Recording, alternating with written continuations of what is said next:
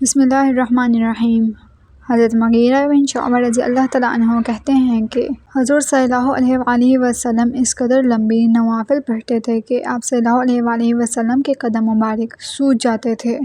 صحابہ اکرام رضی اللہ تعالیٰ عنہ نے عرض کیا کہ آپ صلی اللہ علیہ وآلہ وسلم اس قدر مشقت برداشت کرتے ہیں، حالانکہ اللہ تعالیٰ نے آپ صلی اللہ علیہ وآلہ وسلم کے اول و آخر کے سب گناہ بخش دیے ہیں۔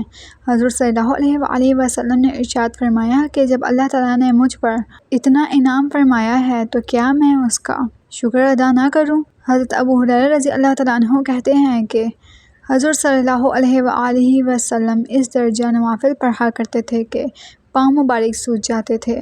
کسی نے عرض کیا کہ آپ صلی اللہ علیہ وآلہ وسلم پر اگلے پچھلے سب گناہوں کی معافی کی بشارت نازل ہو چکی ہے، پھر آپ صلی اللہ علیہ وآلہ وسلم اس درجہ کیوں مشقت برداشت فرماتے ہیں؟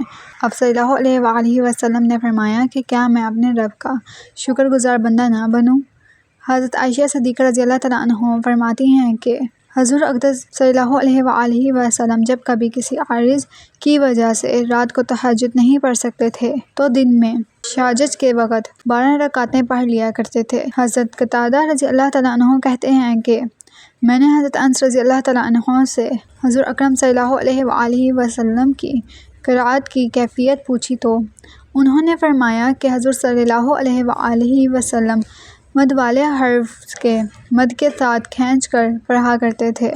اگر آپ کو میری ویڈیو اچھی لگی تو ویڈیو کو لائک اور چینل کو سبسکرائب کریں۔